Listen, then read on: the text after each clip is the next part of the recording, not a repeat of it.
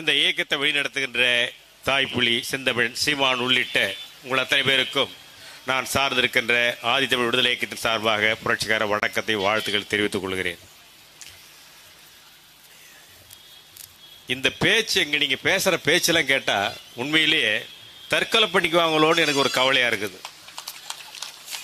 ஏண்டா சனியே விக்கிரவாண்டியில இப்படி ஒரு இடைத்தேர்தல் வந்துச்சு, இது சீக்கிரம் முடிஞ்சு போகாதா என்ற ஒரு கவலைப்படுற நிலைமைக்கு எல்லாரும் போட்டு சாகடிக்கிறீங்க. எனக்கே பாவமா இருக்குது.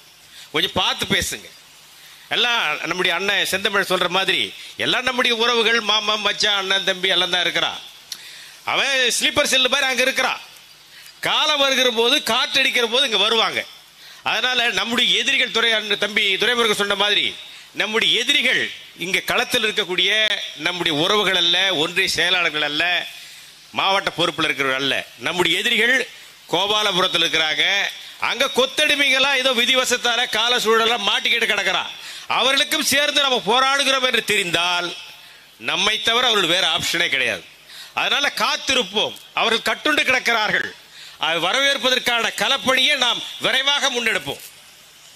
கடந்த 50-60 ஆண்டுகளாக இந்த மண்ணில் திராவிடம் என்று பேசி, திராவிட அரசியல் பேசி, தமிழர்களை, தமிழ் சாதிகளை கூறுகளாக்கி, தமிழ் சாதிகளுக்குள் வன்முறையை, பகையை விதைத்து ஊர் வேறு சேரி வேறு ஆக்கி வைத்ததுதான் திராவிடத்துடைய வெற்றி, திராவிடத்துடைய அடையாளம், திராவிட அரசியலுடைய சாட்சியாக இருக்கிறது. இந்த 60 ஆண்டுகளில் அவர்கள் என்ன சாதித்து கிழித்தார்கள் என்று சொன்னால், இவர்கள் எத்தனையோ கட்சிகளை பார்த்திருக்கிறார்கள். பழைய காங்கிரஸை பார்த்தார்கள், புதிய காங்கிரஸை பார்த்தார்கள், அண்ணா திராவிட முன்னேற்ற கழகத்தை பார்த்தார்கள், கம்யூனிஸ்டுகளை பார்த்தார்கள், பாரதிய ஜனதா கட்சியை பார்த்தார்கள். இவர்கள் எல்லோரும் சமாளிச்சிட்டோம். ஆனா யமகண்ட யமபாதகனா ஒருத்த வந்து நடுவில் நிற்கிறானா, எப்படி சமாளிக்கிறது, எத்த தின்னா பித்தம் தெளின்னு நாம் தமிழர் கட்சியை பார்த்து மிரண்டு போய் கிடக்கிறார்கள். அதை வழிநடத்துகின்ற தளபதியை பார்த்து எப்படி இவரோட வந்து மீள்வது, ஒன்று சண்டையிடுவதா சரணடைவதா என்றால் சரணடைவதற்கான நேரத்தை பார்த்து கொண்டிருக்கிறார்கள். அதற்கான கட்டியம் கொடுக்கிற விதமாகத்தான் இங்கே எல்லோரும் உரையாற்றி கொண்டிருக்கிறீர்கள். யோசித்து பாருங்கள், இந்த 60 ஆண்டுகளை அவர்கள் என்ன சாதித்தார்கள். நாங்கள் எல்லாம் சற்றேறக்குறை 40 ஆண்டு காலம் தமிழ் சமூகத்திற்காக தமிழ் தேசிய அரசியலை, சமூக விடுதலை அரசியலை பேசி அரசியல் செய்தவர்கள். ஆனால் செந்தமிழன் சீமான் தலைமையிலே நாம் தமிழ் கட்சி என்று இந்த தமிழக களத்திலே வருகிற போதுதான் அந்த 40 ஆண்டுகள் அரசியல், கடந்த 10 ஆண்டுகள் அரசியலை ஒரு அர்த்தமுள்ள அரசியலை நான் நடைபெற்றுக் கொண்டிருக்கிறேன், அரசியலில் பங்கேற்றிருக்கிறேன் என்று நான் பெருமையோடு இங்கு நின்று கொண்டிருக்கிறேன். நேற்று கூட பேசினதாக நான் கேள்விப்பட்டேன். உங்களில் எவனும் யோக்கியம் இல்லை, எங்கள் வாக்கு எவனுக்கும் இல்லை என்று நாங்கள் தேர்தலை புறக்கணித்து நாங்கள் அரசியல் செய்தவர்கள். ஏனென்று சொன்னால் எங்களுடைய கோரிக்கைகளுக்காவது, கோரிக்கையில் நியாயங்களுக்காவது எவனாவது கேட்பான். அரசு அதிகாரத்தில் இருப்பவன், ஆட்சி அதிகாரத்தில் இருப்பவன் நமக்கான கோரிக்கை வென்றெடுப்பான். நம்முடைய கோரிக்கைகளுக்கான நம்முடைய அனுசரணையோடு நம்மை அணுகுவான். சேரிப்புறங்களுக்கான அடிப்படை தேவைகளையும் உரிமைகளும் பெற்றுத் தருவான். புரட்சியாளர் அம்பேத்கர் அவர்கள் சொன்ன அரசியல் சாஸ்திரத்தை வகுத்தளித்திருக்கின்ற அடிப்படை உரிமைகளும் அடிப்படை தேவைகளை, ஃபண்டமெண்டல் ரைட்ஸ், பேசிக் நீட்ஸ் என்று சொல்கின்ற இவைகளை உறுதி செய்வான் என்கின்ற நம்பிக்கை தான் இலவகாத்த கிளியாக கடந்த 40 ஆண்டுகளை வீணாக்கி கொண்டோமோ என்று ஒரு பக்கம் இருந்தால் கூட, இன்னொரு புறம் இந்த மக்களை அரசியல் படுத்துவதிலே நான் சமரசம் இல்லாமல் சரியாக இருந்திருக்கிறோம் என்கின்ற ஒரு நிறைவு இருக்கிறது.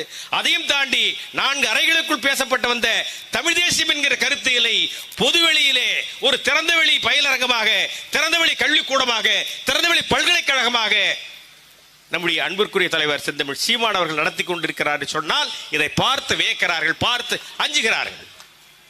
பல உதாரணங்களை சொல்லலாம்.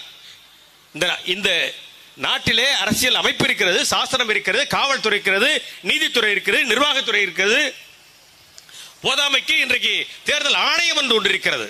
இவர்கள் எல்லாம் உயிர்ப்போடு இருக்கிறதா, துடிப்போடு இயங்கிக் கொண்டிருக்கலாம் என்று பார்த்தால் காரி துப்புகின்ற அளவில் தான் இவருடைய நிர்வாக லட்சணம் இருக்கிறது. வெளிப்படையாக காசு கொடுக்கிறான், மக்களை மந்தையில் அழைப்பது போல் அழைத்துக் கொண்டிருக்கிறான். திருமங்கலத்தில் தொடங்கிய பார்முலா என்று சொல்லி திருமங்கலத்தை தாண்டி, ஈரோடு தாண்டி இன்றைக்கு விக்கிரவாண்டியிலே வந்து இருக்கிறான். உலகமே உப்பு நோக்குகிறது, காரி துப்புகிறது.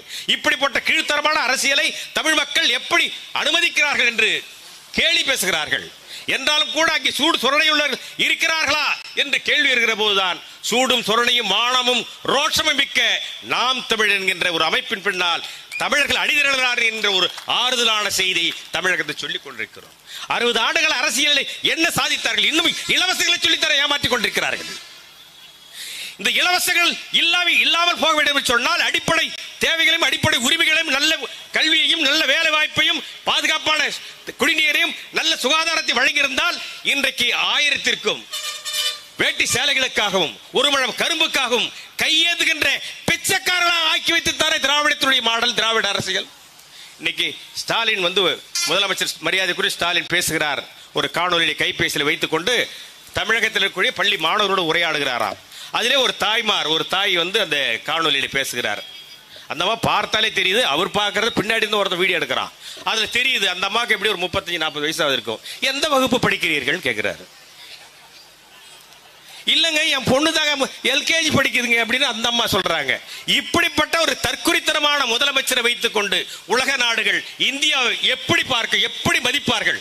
யோசித்து பாருங்கள். அந்த தலைமை பதவிக்குரிய ஒரு தற்குறித்தனமான ஒரு ஆளை வைத்துக் கொண்டு இவருடைய முதலமைச்சர் சொல்வதற்கு நமக்கு பெருமையாக இருக்கிறது. என்ன செய்வார்? திராவிட மாடல் சொல்வார். அதுல ஒருத்தர் பாராட்டுகிறாரு. கமலஹாசன் ஒரு நடிகர், நம்ம செந்தமிழ் சீமான் அண்ணன் கூட வாழ்த்துறாரு. அவர் சொல்றாரு, ஸ்டாலினிடம் காந்தியினுடைய பண்பு கூறுகளை பார்க்கிறேன் சொல்றாரு. எவ்வளவு பெரிய ஐயக்கித்தனம்! சில பைத்தியங்களை திருத்த முடியும், சில திருத்தவே முடியாத பைத்தியங்களை பட்டியலில் சேர்க்க வேண்டிய ஆளு போனா போதுன்னு மறுபடியும் திரைப்படத்துக்கு வந்துட்டார் சொல்றாங்க. ஆக இதையெல்லாம் ஏன் இப்படி ஒரு நிலைமை இருக்கிறது? நாம் தற்குறிகளாக இருக்கிறோம். அவன் மீண்டும் மீண்டும் ஒவ்வொரு தேர்தலும் கிட்டத்தட்ட 50 ஆண்டு காலம் தமிழ்நாட்டை ஆண்டு இருக்கிறான். இந்த 50 ஆண்டு காலம் பல்வேறு தேர்தல் அறிக்கைகளை வெளியிட்டிருக்கிறான். அதே காப்பி கட் அண்ட் பேஸ்ட், நம்ம துறைமுறை சொல்ற மாதிரி கட் அண்ட் பேஸ்ட் தான். நாம் அது திருப்பி பார்க்கறது கிடையாது.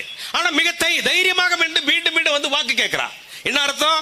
மக்களின் மனதின் மீது கட்டப்பட்ட நம்பிக்கையின் அடிப்படையிலே தான் அவன் சேரிக்குள்ளும் ஊருக்குள்ள வந்து மிக துணிச்சலாக வாக்கு கேட்கிறான். தங்கை காளியம்மன் சொன்னது போல இவர்கள் கேள்வி கேட்பார்கள் என்ற ஒரு அச்சம் இருந்தால் அவன் வருவானா? இவர்கள் மறந்துவிட மாட்டார்கள் என்று ஒரு பயம் இருந்தால் கேட்பானா?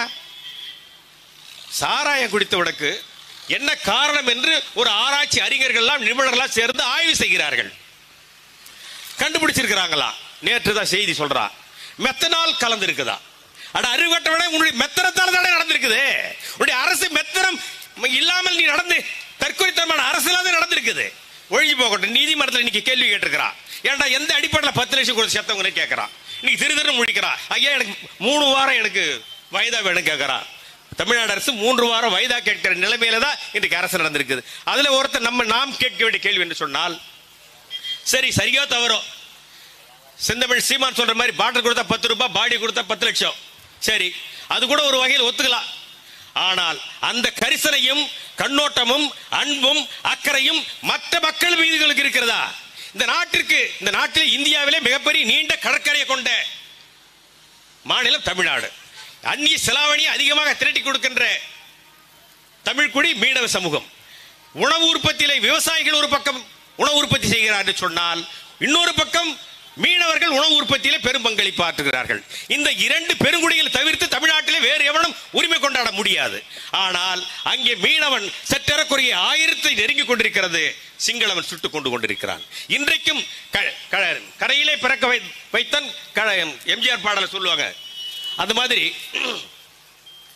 கரையில் பிறந்து கண்ணீரில் வாழ்கின்ற அந்த மீனவர்கள் இறந்து போகிற போது அவருக்கு நிவாரணமாக கொடுக்கிறாயா? என்ன கொடுக்கிறாய்? நிவாரணம் கொடுப்பதற்கு மேலும் கீழ் பார்க்கிறார்கள். குண்டி வெடித்து செத்து போகிறான் விவசாயி, அவருக்கு என்ன தொகை கொடுக்கிறாய்? சாராயம் குடித்து செத்தவனுக்கு 10 லட்சம் பேர் சொன்னால் மீனவர்களுக்கு எத்தனை லட்சம் கொடுத்திருக்க வேண்டும்? விவசாயிகளுக்கு இந்த நாட்டை உயிர்ப்போடு வைத்திருக்கின்ற உணவு உற்பத்தி செய்து கொடுக்கின்ற கடல் விவசாயிக்கும் இயற்கை விவசாயிக்கும் என்ன பரிசா கொடுக்கின்றாய்? இப்படிப்பட்ட லட்சணத்தை இந்த அரசு நடந்து கொண்டிருக்கிறது. ஏன்னு சொன்னால் இவன் இன்னைக்கு கிடையாது, இவன் ஒழுக்க கேடானவர்கள். அண்ணாதுரை கேட்டார்கள், அமெரிக்காவில் கேட்டார்கள், உங்களுக்கு பானுமதிக்கு ஒரு இதுவாம என்று கேட்டார்கள். அவள் ஒன்று படிதாண்ட பத்திரி மேல நான் முற்றும் தொடர் முனிவிடம் என்று சொல்ற தலைவன் என்று சொன்னால் 2 மனைவிகளை வைத்துக் கொள்ளலாம் என்ற ஒழுங்கினமான அரசியல் பண்பாட்டுக்கு அடித்தளம் வைத்த அண்ணாதுரை வழியில் வந்த கருணாநிதி வழியில் வந்த இன்றைக்கு கழக கண்மணிகள் இருக்கிறார்கள். அவர்கள் எங்களை பார்த்து கேட்பதற்கு எந்த துணிச்சல் இருக்கிறது, அறிவு இருக்கிறது, அடிப்படை உரிமை இருக்கிறது. ஆனால் உங்களுக்கான காலம் நெருங்கி கொண்டிருக்கிறது, உங்களுக்கான நாட்கள் எண்ணப்பட்டு கொண்டிருக்கிறது. புலிகளின் பாய்ச்சல் மிக வேகமாக இருக்கிறது. எச்சரிக்கை விடுக்கிறோம், திருந்துங்கள், திருத்தப்படுவீர்கள். திருத்தப்படுகின்ற காலம் வெகு தொலைவிலே இல்லை. நீங்கள் விரட்டப்படுவதற்கு முன்பாக தமிழகத்துடைய அரியணையை, தமிழகத்துடைய அரசியலை தமிழர்களும் ஒப்படையுங்கள். அதற்கு சரியான தலைமையை இன்றைக்கு தமிழ் சமூகம் அடையாளம் கண்டு கொண்டிருக்கிறது. ஸ்லீப்பர் செல்லாக அத்தனை மக்களும் பார்த்துக் கொண்டிருக்கிறார்கள். 2026 உலக வியக்கின்ற வகையிலே ஒரு மிகப்பெரிய புரட்சி, அமைதி புரட்சி நடந்து கொண்டிருக்கின்றது. அதற்கான பணியை களத்திலே இன்றைக்கு நாம் தமிழ் பிள்ளைகளும் தம்பி தங்கைகளும் களமாடி கொண்டிருக்கிறார்கள். ஏதோ ஒப்புக்கு சப்பானி நினைக்காதீர்கள்.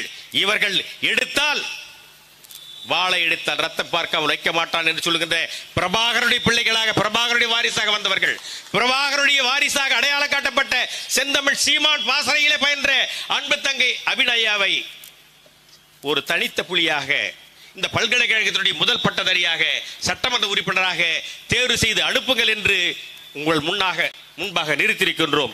ஈரோடு செய்த தவறை நீங்கள் செய்து விடாதீர்கள். விக்கிரவாண்டி சட்டமன்ற தொகுதிக்கு உட்பட்ட வாக்காளர் பெருமக்களே, ஜனநாயக ஆற்றல்களே, மாற்றுக் கட்சி சேர்ந்த தோழர்களே, தாய்மார்களே, உங்களுக்கான அருமையான வாய்ப்பு இருக்கிறது.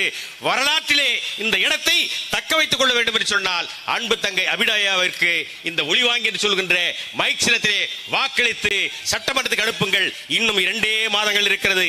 கைத்தட்டக்கூடிய ஆட்களோடு அல்ல, அந்த செம்மறியாட்டு கூட்டத்திலே, சிறுநரிகள் கூட்டத்திலே சிங்கமாக புலியாக சிலிர்த்தெழுந்து சீமானுடைய குரலாக, தமிழ் சமூகத்துடைய குரலாக, தமிழுடைய அடிப்படை உரிமைகளை முழங்குகின்றவர்களாக எங்கள் அன்பு தங்கை அபிநயா இருக்கிறார் என்பதை உத்தரவாதமாக நாங்கள் சொல்கிறோம். அந்த அடிப்படையில் தான் தேர்தலை புறக்கணித்து நின்றவர்கள் இன்றைக்கு சீமானுடைய வழியிலே சீமானிசம் பேசுகின்ற நாங்கள் சீமானுக்காக நிற்கவில்லை, சீமானோடு நிற்கின்றோம். வெற்றி ஒன்றுதான் நம்முடைய இலக்கு. அதற்கான தொடக்கமாக விக்கிரவாண்டி அமையும் என்று சொல்லி நிறைவு செய்கிறேன். நன்றி, வணக்கம்.